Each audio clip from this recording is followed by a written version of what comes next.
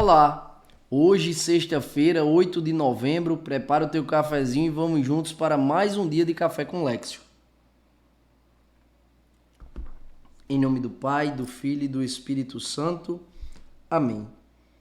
Que a graça de Deus me preserve da vida inclinada ao conforto, da língua desenfreada, da mente dispersa, da consciência sem exame, da oração indolente, do desleixo nos sacramentos e do amor por mim mesmo e pelas coisas no lugar de Deus.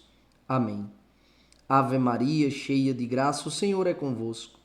Bendita sois vós entre as mulheres e bendito é o fruto do vosso ventre, Jesus. Santa Maria, Mãe de Deus, rogai por nós, pecadores, agora e na hora da nossa morte. Amém. Nossa Senhora, medianeira de todas as graças, rogai por nós. São José, providenciai e intercedei por nós. Continuamos unidos, em nome do Pai, do Filho e do Espírito Santo. Amém. Primeira leitura de hoje, Filipenses capítulo 3, versículos 17 até o 21. Entra no capítulo 4 e o versículo 1.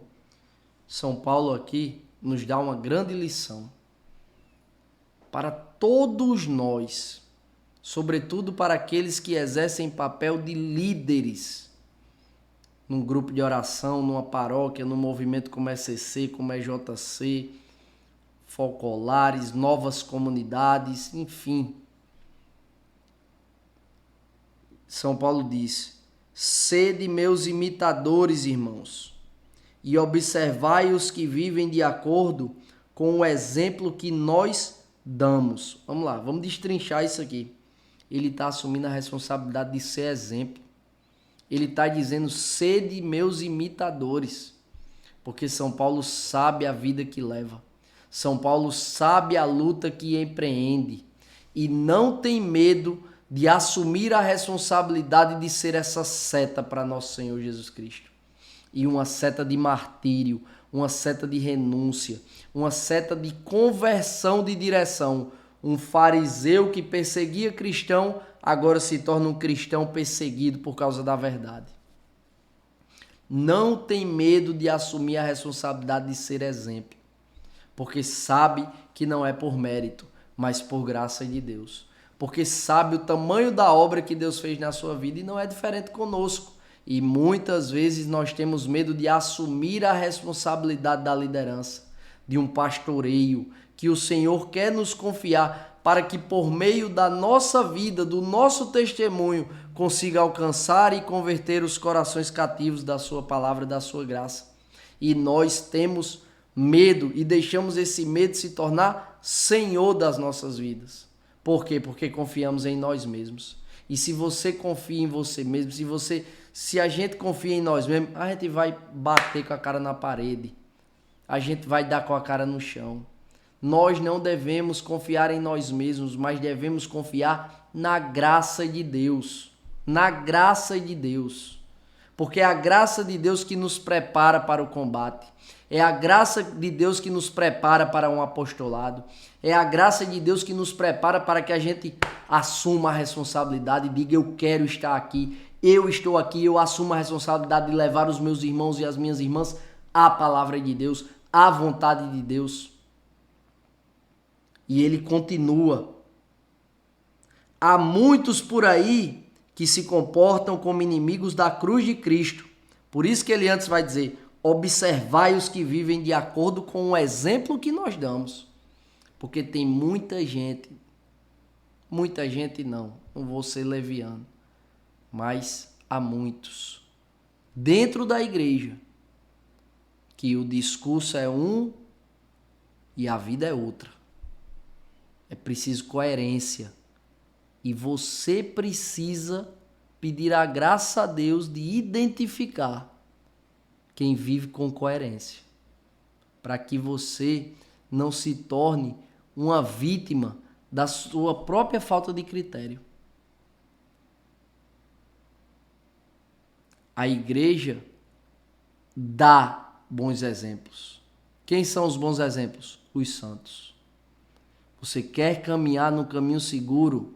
Estude a vida dos santos.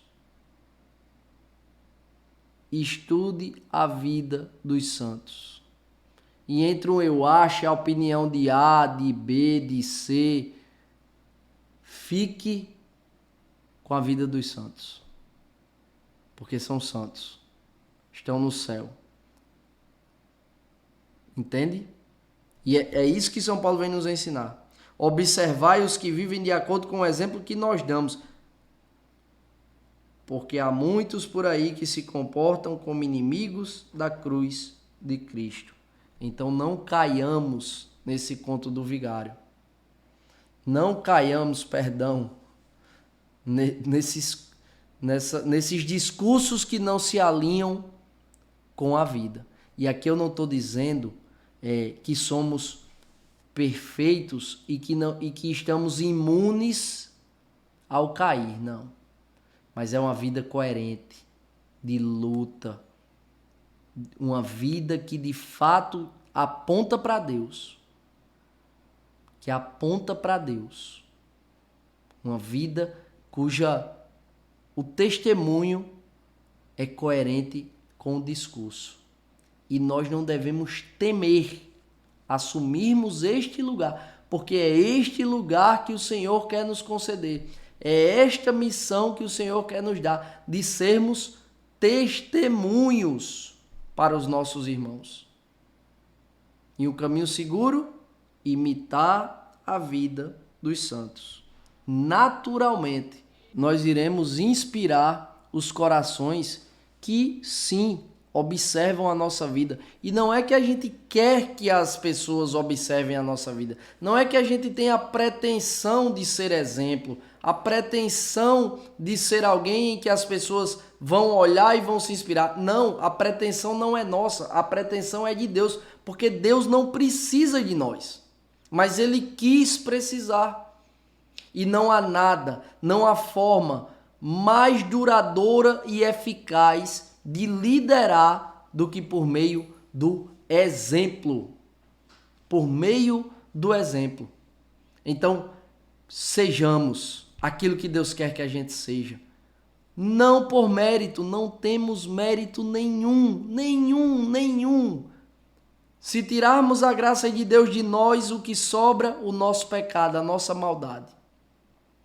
Tudo de bom que há em nós é graça de Deus.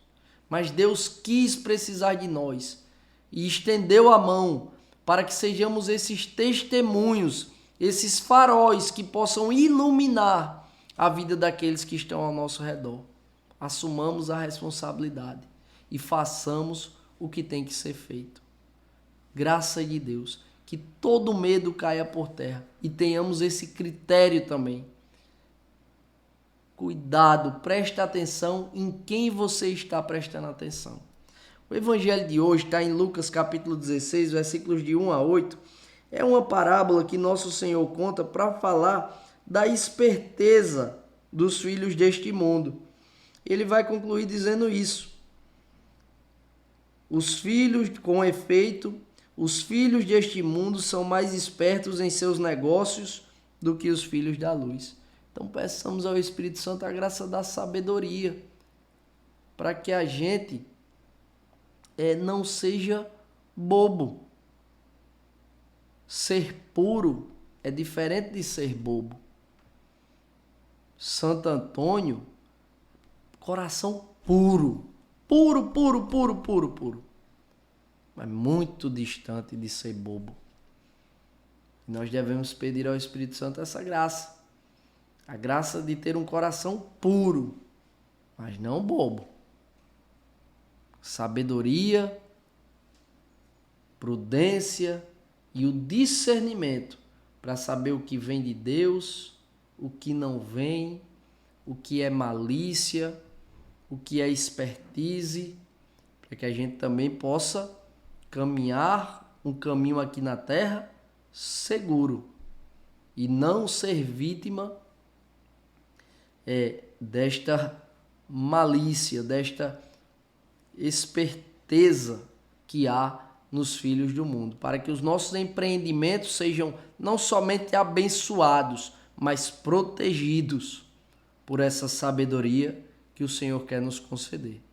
Que Deus nos abençoe e nos aprove a cada passo. Se vivo, vivo pela misericórdia do Senhor.